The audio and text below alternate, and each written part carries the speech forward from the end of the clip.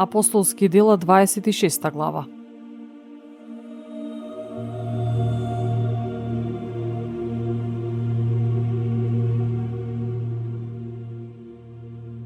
Агрипа му рече на Павле: допуштено ти е да зборуваш во своја полза. Тогаш Павле ја подаде раката и почна да зборува во своја одбрана. Радосен сум, царе Агрипа, што денес пред тебе ќе можам да се бранам за се што ме обвинуваат јудејците. Дотолку повеќе што ти ги познаваш јудејските обичаи и препирки, па затоа те молам да ме ислушаш милостиво. Мојот живот од раната младост, што го поминав најнапред меѓу својот народ во Ерусалим, познати ме и на сите јудејци. Тие одамна ме знаат, ако сакаат нека сведочат, дека јас, како фарисеј, најстрого живеев по учењето на нашата вера. И сега стојам пред суд поради надежта во ветувањето дадено од Бога на татковците наши, кои нашите 12 колена се надеваат дека ќе го постигнат, служејќи му на Бога постојано дење и ноќе. За таа надеж, царе Агрипа, ме обвинуваат јудејците. Што? Зарем вие мислите дека не може да се верува дека Бог го воскреснува мртви? Навистина, така јас мислев дека треба да извршам многу работи против името на Исус од Назарет. Така и направи во Ерусалим и откако доби власт од првосвештениците, многу свети затворив. А кога ги убива, и јас одобрував. И често ги мачев по сите синагоги и ги принудував да хулат на Исус. И разјарен, без мерка ги гонев нив дури до туѓите градови. За таа цел одејќи во Дамаск, со власт и порака од првосвештениците, среде бел ден царе на патот видов светлина.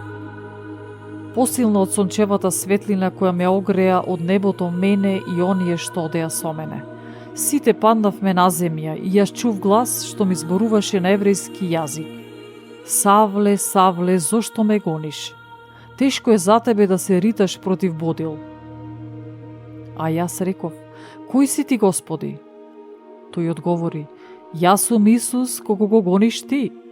Но стани и исправи се на нозете своји, затоа и ти се јавив, да те направам служител и сведок на ова што го виде и што ќе ти откријам, издвојувајќи те од овој народ и од незнабожците, кај кои ќе те испратам сега, за да им ги отвориш очите нивни, за да се обратат од темнината во светлина и од власта на сатаната кон Бога, па прику верата во мене да примат простување на гревовите и наследство меѓу осветените.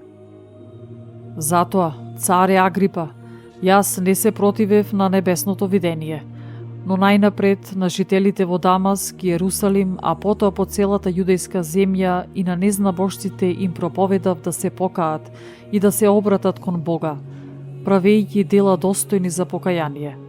Затоа ме фатија јудејците во храмот и се обидоа да ме убијат.